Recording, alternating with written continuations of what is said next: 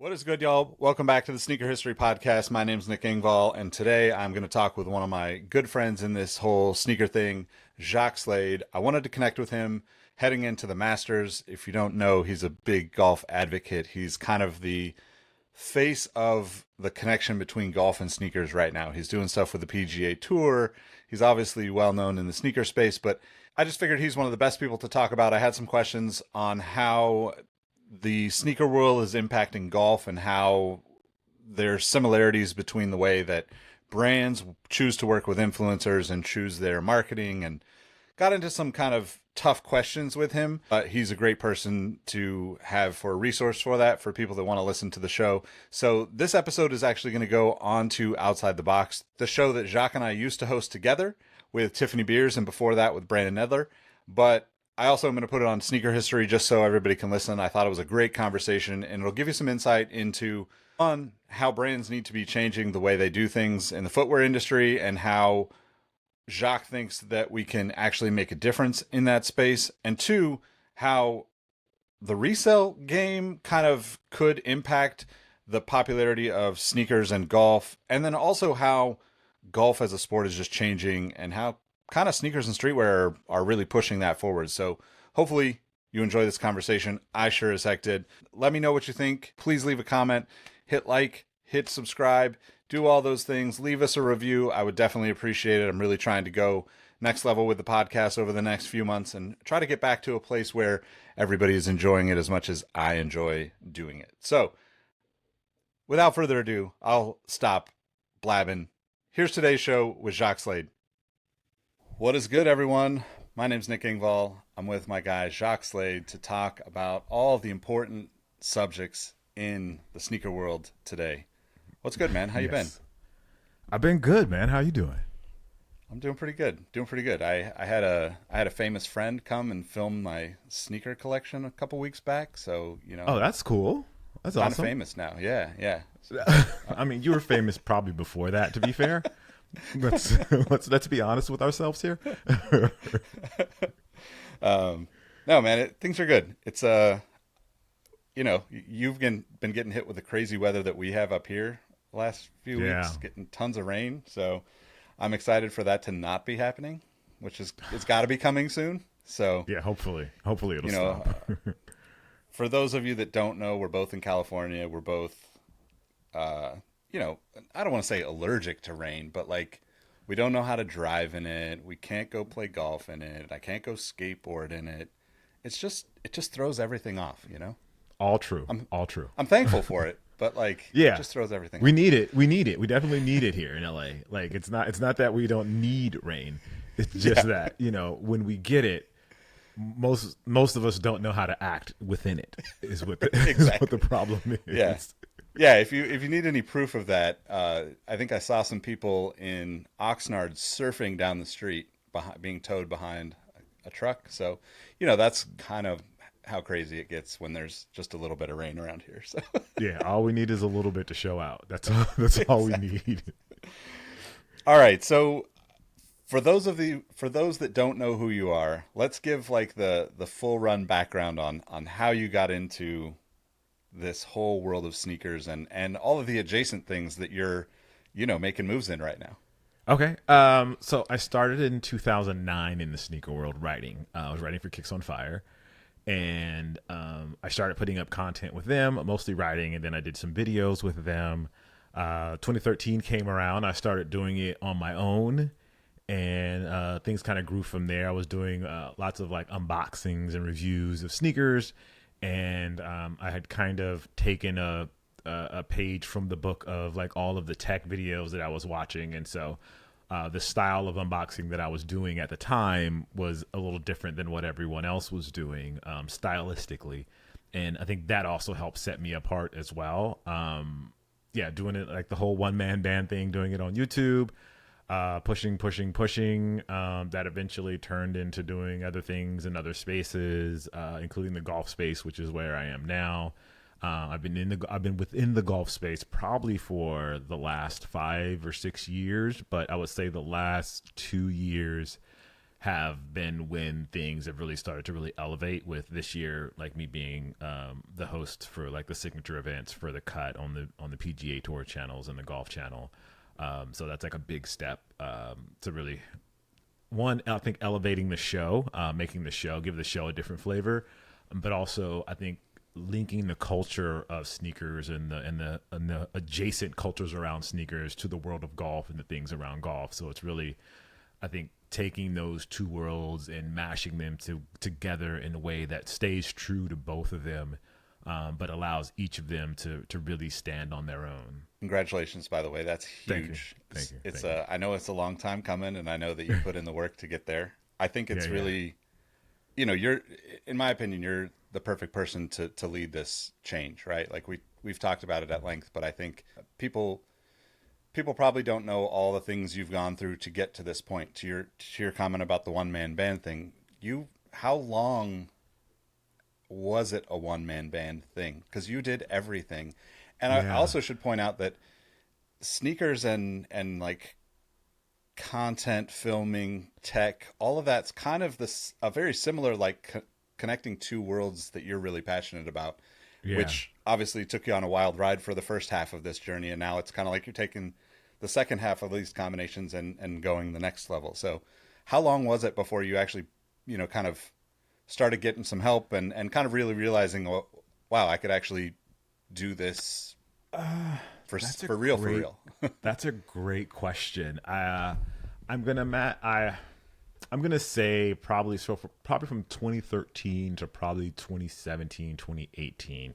I was doing it mostly pretty much by myself. 99% of the time I was doing it by myself. If there was like a bigger job, I'd hire somebody, or if it was just too much, I'd ask somebody to edit. And I think in 2018 or 2019, I hired an editor to help me with the editing portion of things. And then I think 2020, I hired a writer to help me write. 2020, maybe 2021, hired a writer to help me like write stuff, because it was just becoming too much for one person to do everything, because I was trying, part of it was me trying to do everything and try to produce all of these different quote unquote shows or produce all of this different material for social media, and it was becoming really hard for me to complete everything and do everything. And so I hired the editor, hired the writer, and like that right now we're pretty much a 3-man team. I still hire out editors for like bigger projects and stuff like that, and shooters for bigger projects, but right now it's 3 of us, and they freelance with me to help out, and they're almost like permanent freelancers. Like, I mean, they obviously do their other things too, but they work with me pretty consistently. I feel like that's the future of work for a lot of people, right? Like, the kind of most famous question that floats around anytime somebody talks about professional careers in the future is like every young person wants to be a YouTuber, right? And it's pretty much been that way for the last handful of years, I would say. Yeah. And I think like that aspect of it is just going to be a fun thing to watch how it evolves. Like it's kind of long overdue that people have a little bit more freedom in the work that they're doing, I guess. But it's also like, I feel like it just makes everyone better, like maybe that's a little too optimistic for some, but like, I don't know, when you're not like kind of stuck into like the box that comes with, corporate life or an entity that is, driven by investors and all of that stuff, then it's like, there's topics that you can get a little bit more, you can talk about the more sensitive things in a more meaningful way, which I think is, what's super missing from sneakers right now in a lot of ways. And one of the reasons why I wanted to talk to you about it too, because, we've kind of been doing this for quite a while. We've seen a lot of things come and go. And I feel like one of the things that's most frustrating to me is like just the lack of consistency from all the brands when it comes to, like Black History Month, Women's Month, like Asian Pacific Islander, like all of these things that like they bubble up when it's convenient and it's a news story. One, I guess, like, how do you feel about that, on the product side? Because there is an element of like, are they just doing this for money?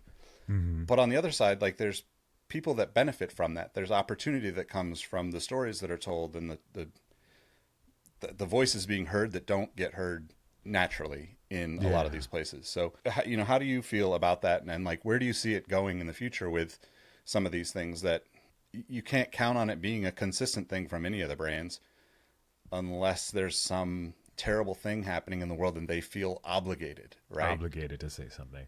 I think that's going to be the bigger change, and I think this next generation is going to really be able to doctor in that change to the community and to all these different categories. Because as much as it's a story like in golf of how traditional golf is and being able to tell these stories, other brands and other categories aren't that much further ahead.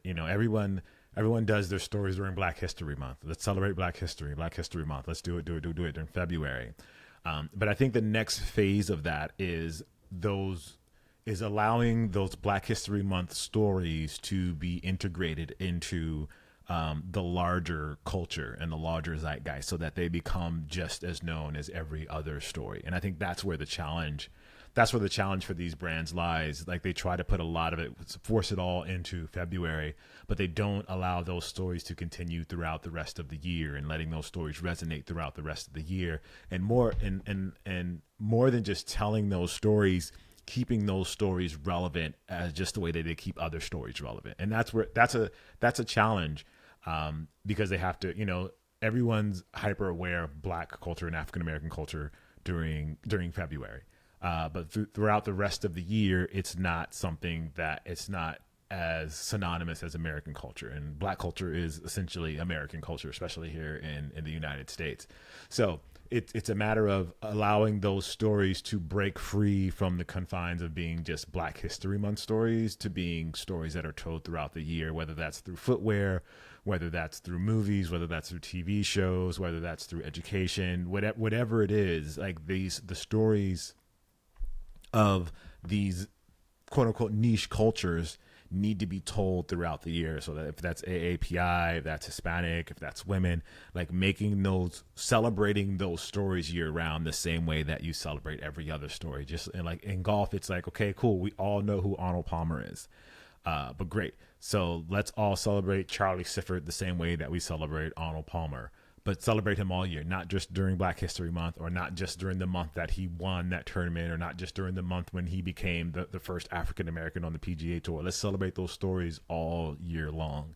And the same thing goes for every other category. Like, let's celebrate Billie Jean King all year long, not just during Women's History Month. Like, let's celebrate Arthur Ashe, not just during, the month that he won or during Black History Month. Let's celebrate him all year long. These are stories that have the triumph and the grit and all the patriotic things you can say about them. These stories have all of those things, so they should be celebrated just along with everybody else, and during year long, like everything else.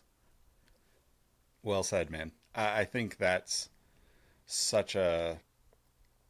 it's just such a mindset shift for a lot of people, Mm-hmm. right? Like, it gets to the point where you're just scheduling based on a calendar, and it's like, Yeah. all those things should just be on the calendar continuously.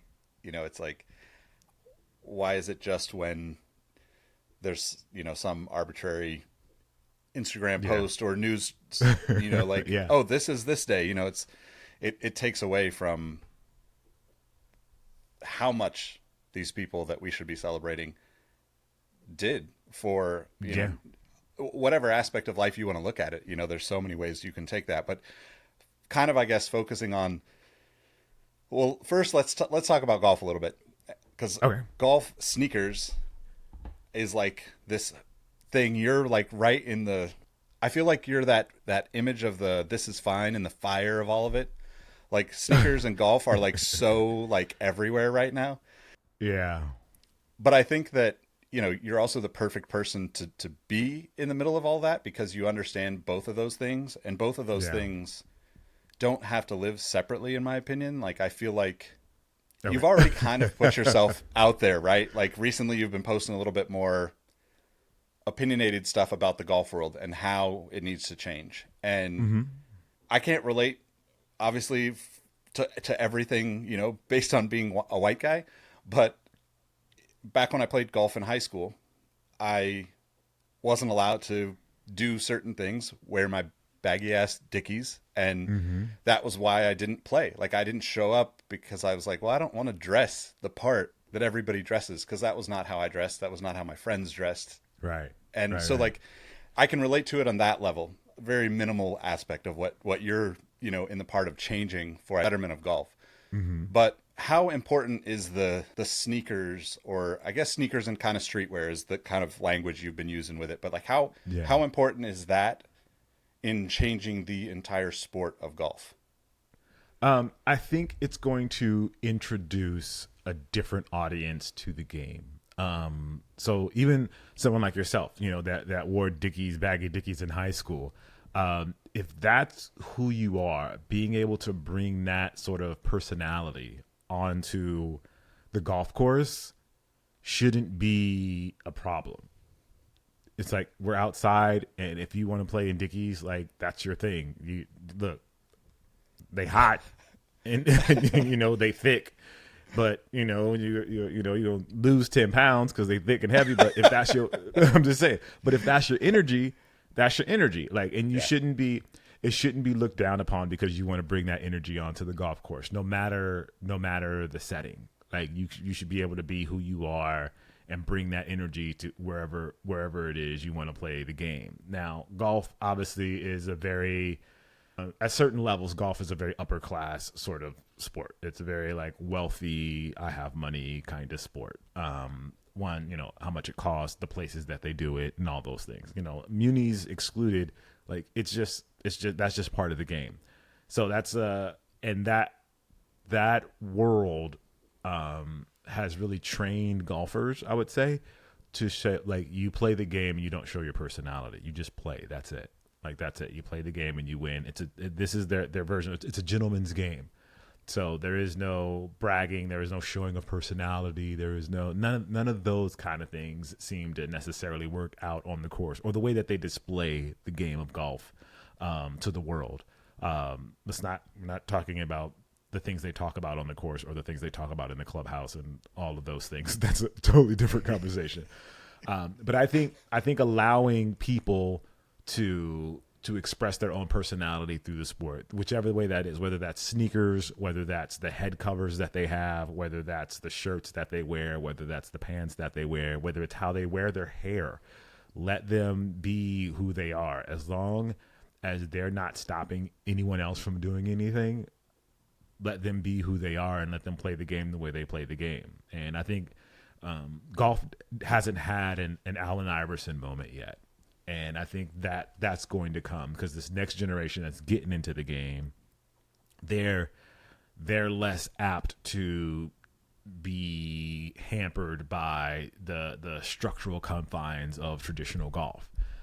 They're more willing to speak their opinion. They're more willing to be who they are. They're more willing to walk in the person that they are. And I think that is going to only make the game, not only make the game more diverse, but make it better, because there's probably, I would say, there's athletes that wanted to get into the game but never really got into the game, that are really, really good and just never had the opportunity, or just felt like they couldn't because they would be looked down upon because of who they are.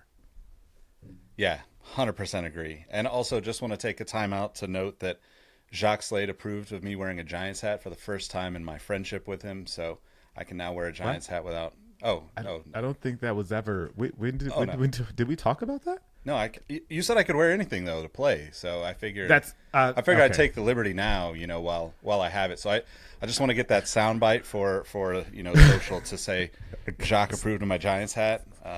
I think that's technically true, but I think, like, it's technically true. Yes, I can't deny that part of it. I was working on a show, really great camera guy, and actually I was up at Pebble Beach. We were up at Pebble Beach, really good camera guy, but he walked in with the Giants hats on. I was like, I don't know how this is going to go. Just don't know. I don't know if I'm going to be able to look at the camera seeing you in a Giants hat all day long. I just don't know how to. You're snarling at the camera. No, I mean, I think that you're 100% right. Like, it's just, it's so weird to me that it's still this, like, air quotes, gentleman's game that like you said. It's like that in itself is problematic on so many levels, right? It's like you're already kind of gatekeeping who and what you consider to be a gentleman, just based on all of the things that come with that. And that's obviously too deep of a conversation for this episode. But you said one thing about like the kind of like, I guess, professionalism or kind of toned down aspect of the sport. But yet in my mind, there is no more powerful moment than Tiger and his fist pump in his red shirt. Like for, I don't know, like our generation and younger, I can't think of any other thing that is more prominent in the sport of golf across every aspect of it, which is especially so weird now.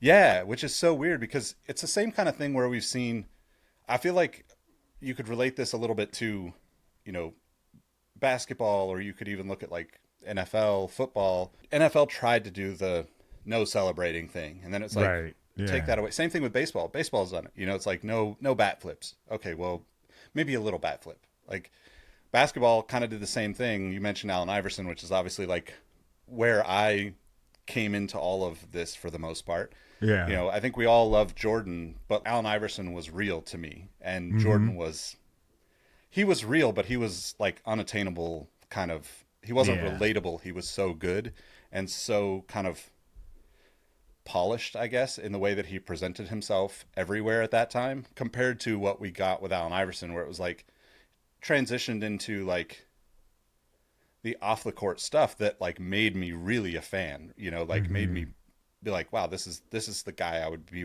wanting to hang out with. This is the guy I'd be playing with, down the street. I think that golf is like prepared for that in a lot of ways. Yeah. But how do you see it transitioning, that taking that, like getting over that, like kind of last hurdle, so to speak? Because I feel like, and maybe this is just because I'm watching you and friends with you and talk to you about this stuff, but it feels like we've been like at that peak for a while now, waiting for the tipping point to say, okay, the doors are open, sport changes now, and it's all going to be so much better anyway. Like I think most people understand that, like I know you can find the kind of uppity takes on the internet easily now, so it doesn't feel like most people think that. But how close are we to that, and when do you think it happens, and like what's going to be the catalyst for that to happen? I honestly think it's going to be slow. Unfortunately, I think it's just going to take time. It's going to take time for certain things to become acceptable. Like now, wearing Jordans on the course is acceptable. It wasn't a while ago. And if people saw you wearing Jordans on the course, as recently as a few years ago, you weren't considered a serious. Oh, you can't be a serious golfer. Look, he's on his Jordans. How good can he be? Right? It was very like, he's wearing J's. He's not a golfer. He's not.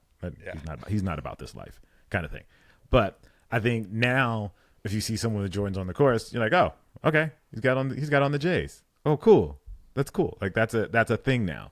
So I think just like that, it's going to take time for that transition to happen, and it is going to take. I think there needs to be a player that's transcendent, that also adapts the style and the ethos of street culture, kind of thing. Almost, it's almost like those people are like kids now that are just starting to go to the range with their parents. You know what I mean? It's a very I think once those kids get there and one's really good, it's almost like like we need a Tiger, but a Tiger that is more Bubba Chuck than he is Michael Jordan, kind of thing. You know what I mean? Like we just need that. Yeah. We need a Tiger that's more Allen Iverson. Like Tiger grew up in an era where he was really amazing, but he also spent a lot of time just trying to fit in and be considered a part of the group.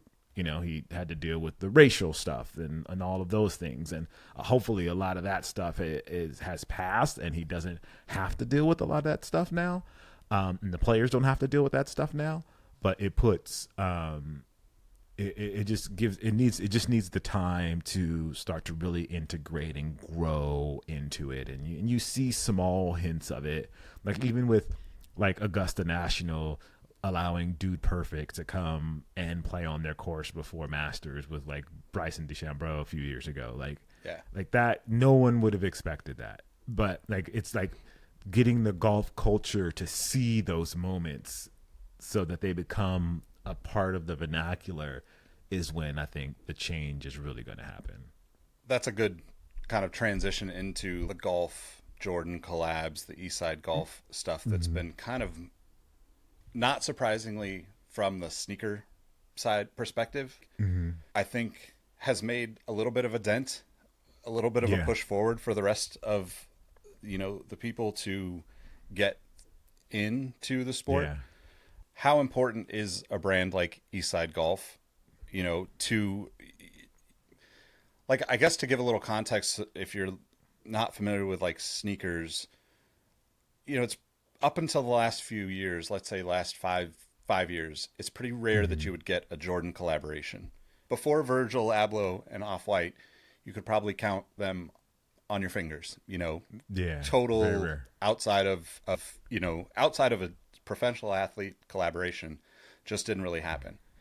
Yeah. And Eastside Golf kind of made the biggest splash I've seen in that connection between golf and sneakers ever, because they kind of came out of the gate with, like, I would say probably the most talked about golf shoe in the last 5 to 10 years. So Yeah. how important is it for like brands like that to come into the space and kind of shift the thinking? But also, how can they go a little bit further than just the collaborative sneakers? Like, what's the key to taking that? Nothing against the Dude Perfect guys, but like, what's the key to taking those moments and multiplying them with these brands that have the connection to the street culture that you're talking about? I think it's all part of that same process. You know what I mean? Like there's stuff happening out there now, even like stuff with Trap Golf and Metalwood and East Side and all of these. Like there's a ton of brands out there. There's Students Golf and Fordham Golf. Like all these companies are trying to break through, and like it's one of those things where people need to see it, because it's not that their clothes are any different than, it's a crew neck, it's a polo, it's a t-shirt, just like everything else, but it comes with a perspective that a lot of the other things don't have. And I think that perspective is what needs to change, or I shouldn't say change. It needs to open up. The aperture needs to get wider so more people can see that these pieces are part of that same conversation. Like the East Side logo is a guy with a chain on and a pair of J's. Like that's not your typical golfer. That's not. But there is an entire community of golfers that see that and feel seen in a sense. So I think it's more of that becoming more common. That perspective being a part of golf becoming more common. It's almost like skateboarders that are playing golf now. They come to golf with a skateboard mentality. There's certain aspects of how they skate, how they approach skate, how they dress when they skate, how that has almost trained their mind to look for certain social cues to know who's within their circle and who's accepting of their behavior and of their of their lifestyle. And that doesn't those nuances don't necessarily show up in golf, but they're going to start because there's people with money that grew up skateboarding, or people that grew up listening to hip hop, or a part of streetwear, or a part of sneakers, and they look for those social cues, and they're looking for those social cues within their golf circles. And as they find them, they will become more comfortable with them, and those things will become acceptable and become a part of the game. They'll be ingrained into the game as well. Those nuances will start to become ingrained, and I think that's what it's going to take. Those nuances and those social cues of those circles becoming ingrained within the game, so that someone doesn't feel like, oh, if I need to go play golf, I have to change who I am. This might be a little bit of a triggering question for some people, but do you think that the resale side of sneakers, specifically with Eastside Golf, because that's the first one that I saw that was like, whoa, it's sold out and it's reselling. Yeah. Obviously, I think if you're into sneakers, you will always have a strong opinion slash love slash hate relationship with reselling because, ultimately you want the shoe and it's gone and you've got to pay more for it if you really want it. And it's Yep. unfortunately just, it's been a part of the game for a long time, even if it wasn't front and center like it is now.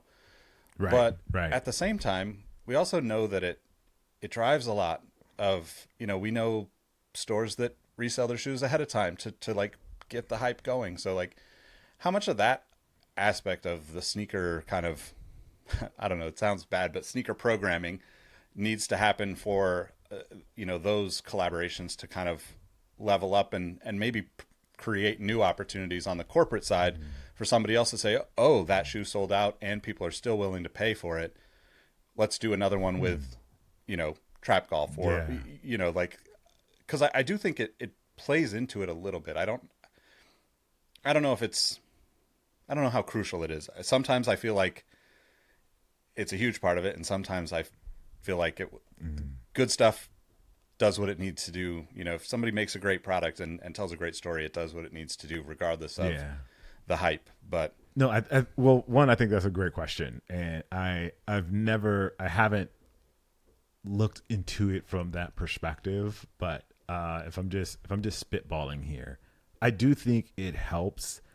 I just don't know, but it would have to.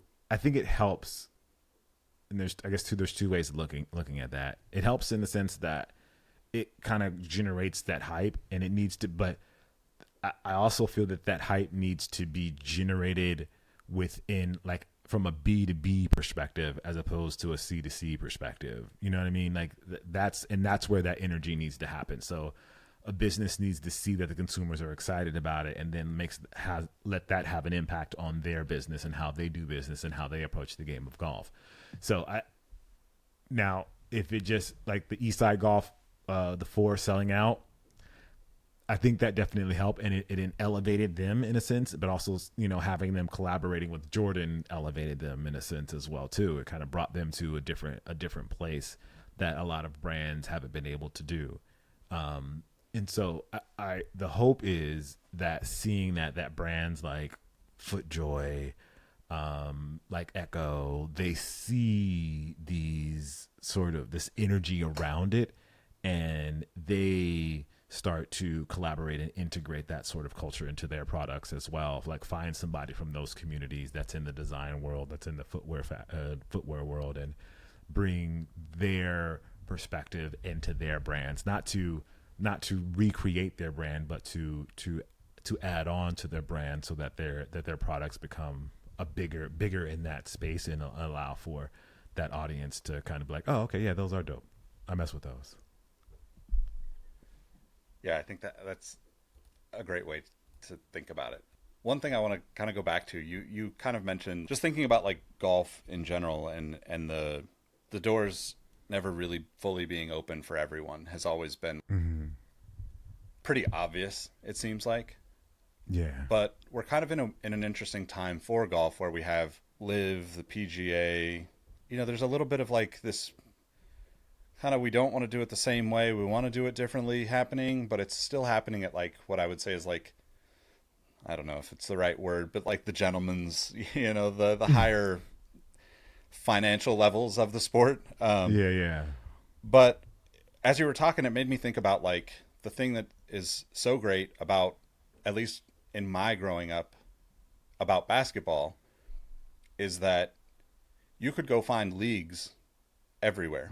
Like we've embraced every aspect of the sport in every, whether it's AAU levels, whether it's, like, I mean, just thinking about like the stories that we have around sneakers and Kobe going and playing at Rucker Park and Kevin Durant going and playing at Rucker Park, and like the players carry the sport so much by just being passionate about the sport and going, and in my mind, I can't really wrap my head around how that can work in golf, but it's almost like, I don't know, are we going to see,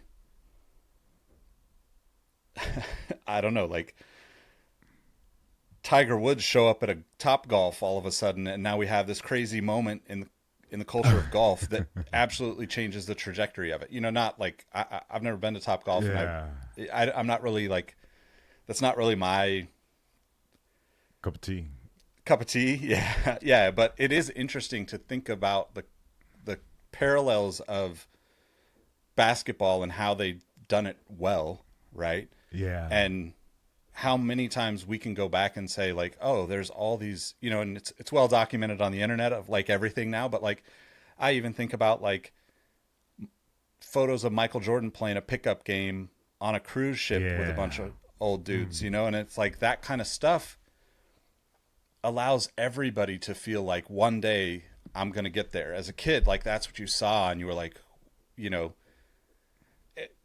there's so many layers to that with basketball because obviously like we were talking about Allen Iverson and you have the like the hip hop tie for me was like seeing, you know, Jadakiss in a commercial was mind blowing. Yeah. You know, Yeah, like yeah. Yeah. you also brought up the skateboarding mentality, right? Like and of course like being like focused so much on sneakers and sneaker history, I think of like Eazy-E at Venice skateboarding in the 80s. You know, and it's like Right. those images are just so burned into my head of like how Right. different those cultures were where like you could just have these insane moments happen. And I feel like golf is still it's trying, but like Yeah. it's in a weird spot. So maybe there is an opportunity for something like that. You know, I think and maybe like we did have a little bit of that moment when I forget where what the building is in Dubai that like Tiger did the commercial hitting off the top of Oh, yeah. the platform or something. But like a lot of times with golf, it's like a very forced moment that doesn't, you know, Yeah. like the other things I'm talking about are very natural. Like, hey, it just happened because this person was passionate about it and wanted to go check it out or wanted to go play because they love the game. And I don't know, like, how does that happen with golf? Like, could we see even like junior level, you know, like Yeah. tours or something like that that like start to bring people in? I'll preface that by saying the one thing we talked about recently was, you know, having an amateur win the pro-am aspect of golf is Yeah. to me what makes it unbelievable. Yeah. You know, in golf you can be me and go figure out a way to play my best 6 consecutive rounds and actually win some money. You can't go play against LeBron if you just are good at playing basketball at the YMCA. Right. You know? Right. Yeah. I think so. Hearing you say that makes me think of a couple of different things. One, golf is social, but it isn't social in the way that basketball is social, in the way that football is social, and in the way that these moments are being captured and shared. Like it's not. Golf doesn't hit the same way in that regard, and I think that needs to change because there was a story. What was it? I think 2 years ago when Max Homa, I think he won Genesis, the Riviera tournament, which is a big tournament on the PGA Tour. But then like the next Monday or Tuesday, he went to Arizona and played in like a local like skins game and won. But it was just like all you saw was the score sheet kind of thing, as opposed to if that was basketball and Kobe went to the Rucker and played, we would see Kobe playing at the Rucker, as opposed to that where we kind of got the score and was like, oh yeah, Max won the game. Max won a skins game. Like it was like, oh, that was the story. Max played in a skins game. He won $3 million on Sunday and won like $500 on Tuesday, kind of thing. Like that was the storyline. And I think like it was a cool moment, but it's like you don't capture that, and you don't get a lot of guys doing stuff like that, like getting into those sort of kind of things like that. I think that would help change the momentum and change the acceptance of golf, seeing like those kind of guys do that kind of stuff, because like that's the stuff that's fun and it feels less serious, and it's like these guys aren't too good to go to a local muni and play. They aren't too good to do, you know, all of the things that people would see a basketball player do or a football player do, like going to a football camp. And like, players, when you see players go to a football camp and like the kids challenge them and they like dust a kid up for don't think you can play me kind of thing. Like, it's that, like, I think that's the energy we kind of need in golf, that fun, competitive energy that's on a grassroots level. You don't see much of that anymore. Yeah. Or at all. I shouldn't say anymore. I say you haven't seen that yet. And I think once that social aspect of golf comes, it'll open some doors as well. That kind of leads me into one of the things I was going to ask you about. Obviously, you're, somewhat the face of the PGA Tour as of now for a lot of people, right? Yes. Yes. I would say, how is that going? How do you think that's been progressing? Because I know you've had a relationship there for quite a while, but like, yeah, you're a regular, more so now than you ever have been, as a part of that kind of, a part of that like access that unfortunately the sport doesn't really embrace yet.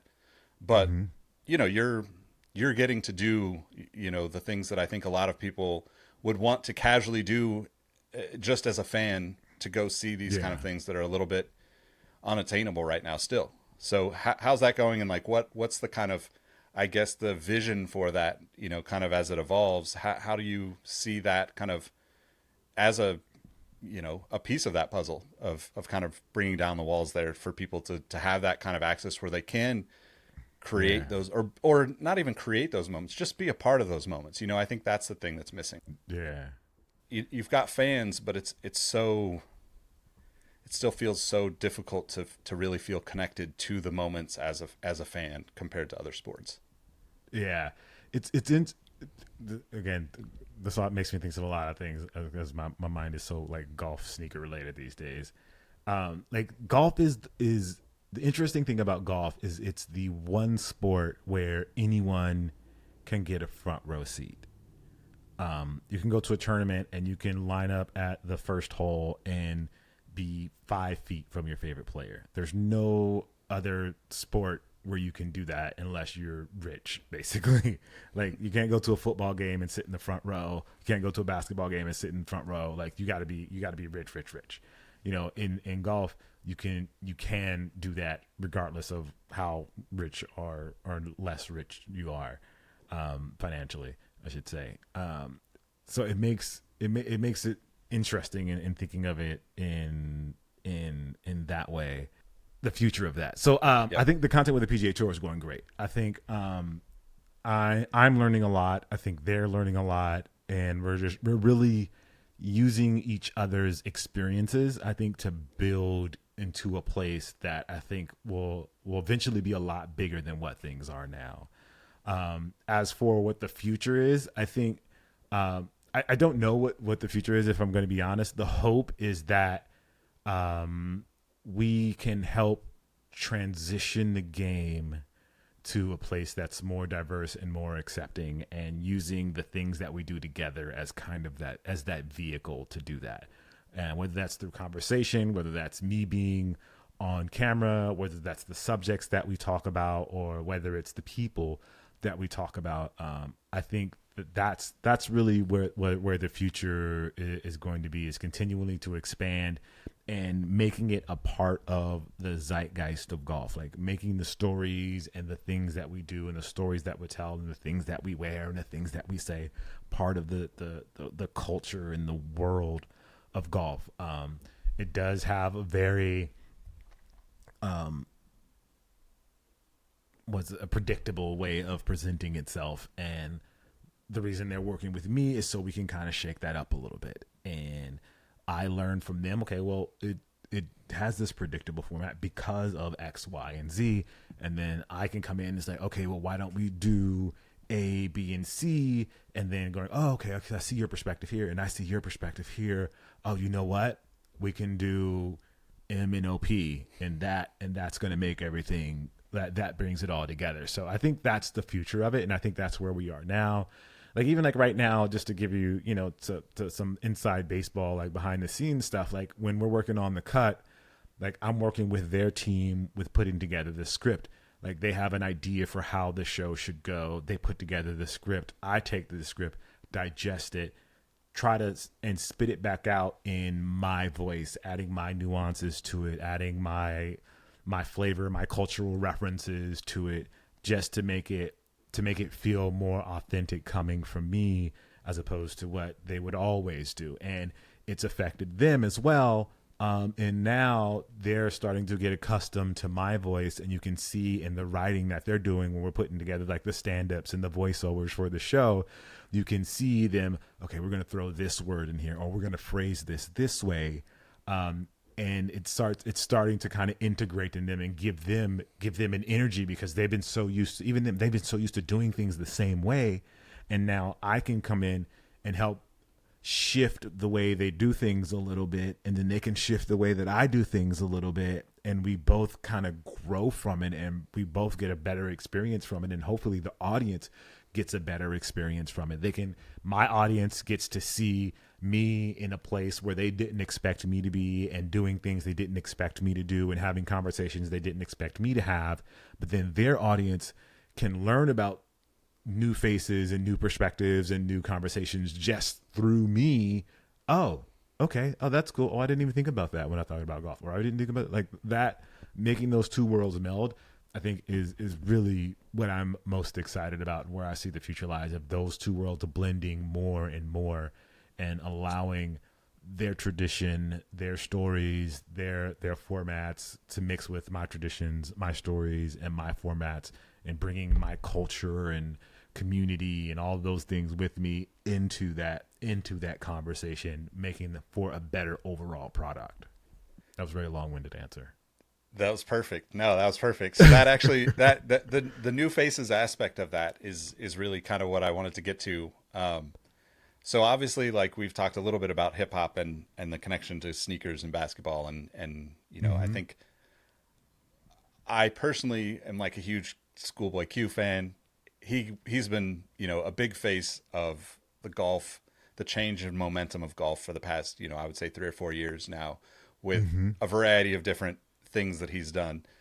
So I guess I'm going to put you on the spot. Who are like the next 2 or 3, 5 hip hop artists that need to be out there on the course with you and creating content, connecting the dots between that? Because ultimately, as you said at the beginning, it's like Black culture is American culture. Hip hop drives, you know, it might look different now compared to maybe when we were younger, but it still drives everything, you know. And it's, as you know, like I mean, it's like runs through my veins, you know, like half the shoes on my wall are some sort of hip hop collab or Bay Area collab, you know. And I think that part of golf is a little bit different, because you don't have the, at least in my experience, you know, you don't really have the connection to the music the way, like, you could go to the gym and get into a run and have, you know,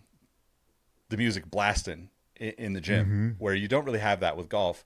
But I still think like it's another piece to the puzzle that has to kind of be solved.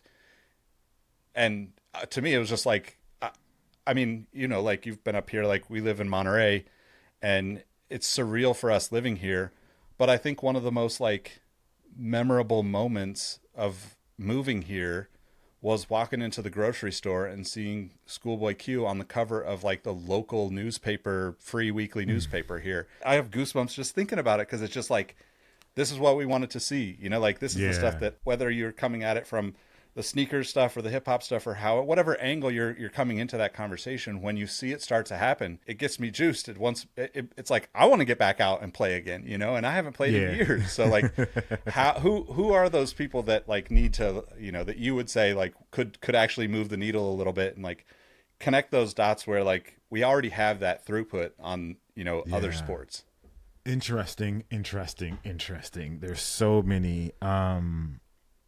Well, I think on the business side, like you have to have someone like Jay getting into the game, just because I feel like he could attack it from so many different places. I feel like having Jay-Z on the course could really shift the way a lot of people think about things.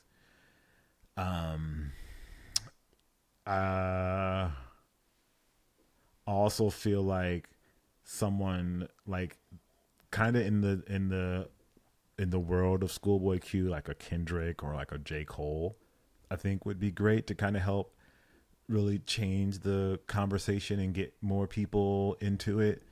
Um, Let me see. Maybe someone just totally unexpected. Maybe like a 21 Savage or like a Ice Spice or something, like someone like that, to introduce it to like a younger audience that kind of changes the perspective of it.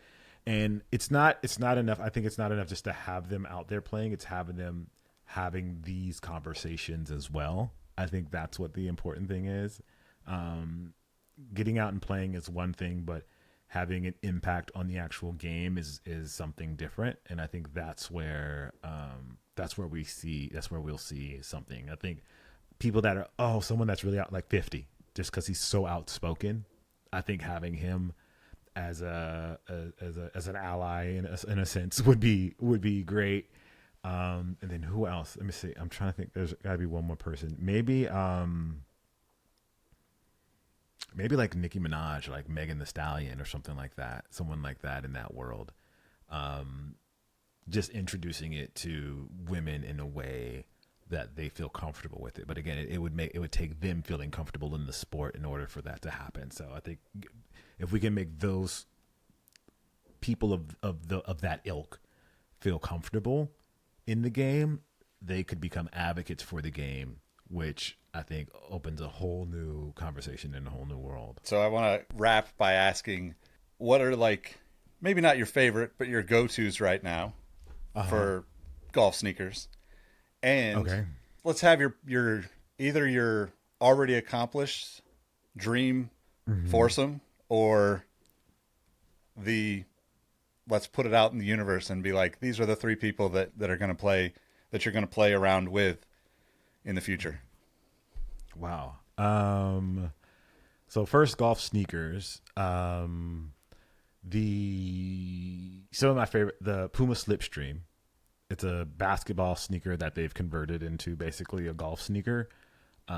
Really good. It's a little heavy, but it's really like stability wise, it's really great.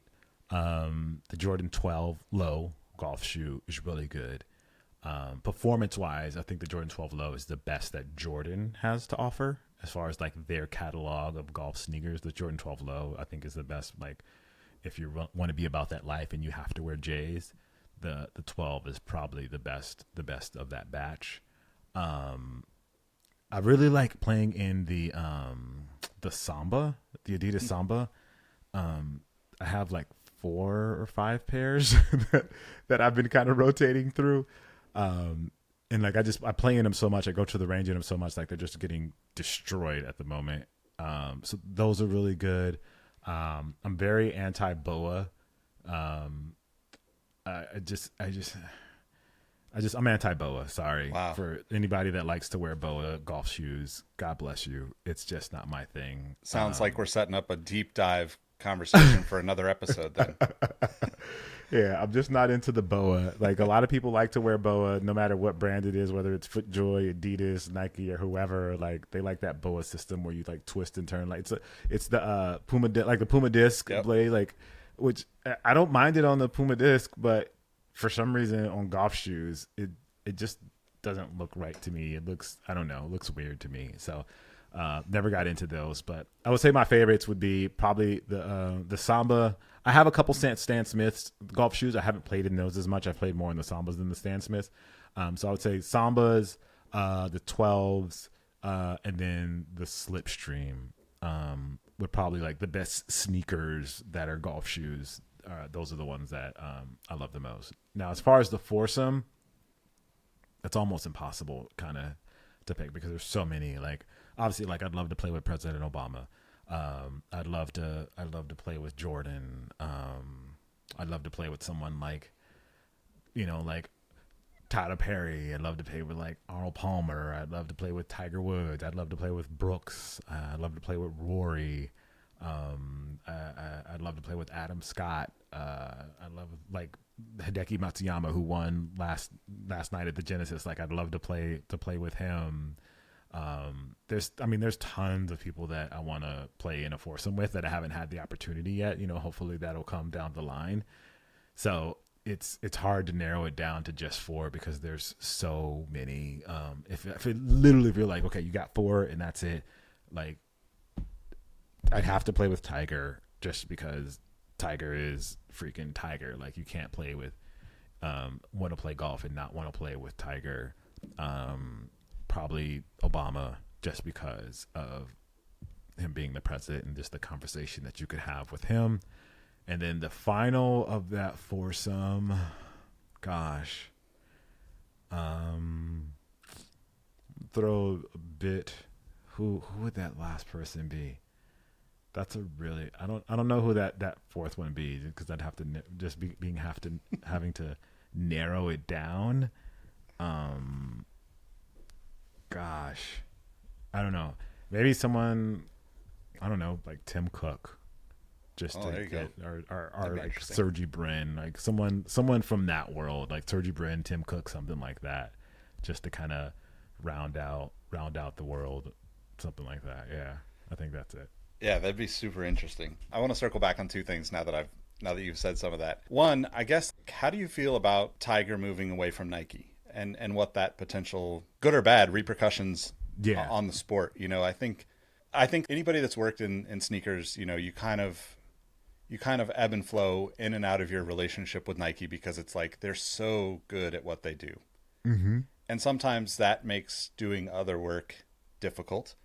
And sometimes, you want them to do more, Yeah. So he essentially signed with TaylorMade within the last few weeks. I guess, like, from an outside perspective, it almost feels like a slight step backward for a lot of the fans. Mm-hmm. We, for better or worse, we're always a fan of the swoosh, right? And TaylorMade feels, don't take this in the wrong way, TaylorMade, but it feels older, crustier, it's just the nature of the cool factor of what Nike has created throughout the years, right? They're so far and it's above everyone else that I would say the same thing if Tiger signed with Under Armour or Asics, or it's just the nature of how cool Nike is to just American culture in general and worldwide, but like American culture. So how do you see that kind of playing out in the future? Like, will we see TaylorMade taking, more of the, maybe not the hype, but like the energy approach to releasing product? Or, do you think that, do you think this is going to be a shift in their business, or do you think this is going to be a shift kind of more towards like a simpler approach for Tiger in a sense? And the reason why I asked that is because there was a couple of viral posts of like Tiger, with his chewing tobacco, and it's like everyone wants to be like, oh my God, like I'm just like lost my mind because Tiger is chewing tobacco or whatever. And again, like that's the problem with golf, in my opinion, right? Like, who the hell cares? Like it does not matter what someone does. Let them go do what they do and be entertained by the thing that they're trying to entertain you with, versus trying to be the person behind the scenes with the camera catching that one, 30-second, putting him grabbing something out of his bag and putting, So that was a long-winded question, but no, I think so. There's a lot of layers to that, and I think a lot of it has to do with what the future of Nike Golf is, and that is a big unknown at the moment. I think a lot of people are wondering and are speculating about what is happening with Nike Golf, and that conversation isn't something that the brand is having quite yet. So to see the marquee, see the foundational athlete of a brand leave, it does leave room for a lot of questions. But I also think that Tiger is at a point in his career where he wants to do things his way, and I think that's where Sunday Red comes along, is him being able to do it that way. Now, on the flip side of that, I do think TaylorMade is the closest brand to the Nike as far as like the golf equipment world goes. And they do a great job with like their storytelling with their like golf bags and clubs, like especially around events and around holidays. They're the closest brand, at least that I've seen so far, when it comes to doing like almost like special colorways that match up, kind of like the sneaker world would do a colorway of something's based on an event or something like that. They do a really great job with that with their golf bags and golf gear. And I've said it a couple of times, you know, that I feel like they're like their sneakerification, so to speak, of golf has been the best attempt at it so far, which is very cool. It's very dope. Very, very, very nice to see that energy, because it creates energy. I don't think people realize that. It creates an energy and a vibe and anticipation and hype for the game of golf that you don't typically see. So I think that's good. And if they can continue to keep that energy with Tiger through Sunday Red, I think we'll see some exciting things. Sunday Red is obviously very new. I think it's still trying to find what exactly it's going to be. We know it's going to be led by Tiger. We know that it's going to be performance based. And we know that it's going to be high quality and luxury, as they call it. So that tells us a few things, like it's going to be price point focused. Style is not necessarily going to be at the forefront, although they do some great detailing on the product from the stuff that I have.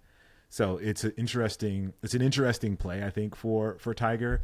And I don't think that I think that the things he's going to be able to do with TaylorMade and Sunday Red, he would not have been able to do with Nike, because even though, you know, Nike kind of has like their designers and there's a brief of like, this is what we're doing. And then the athlete kind of finds out. So I don't think, unless you're Jordan, I think at Nike, you don't have that sort of like, nah, I'm not going to mess with this. And, you know, maybe that, and, you know, and maybe that's where the issue with Kyrie came along. Yeah. Yep. You know what I mean? And that's where Kyrie was just like, look, I can't just like wear this. I don't like this.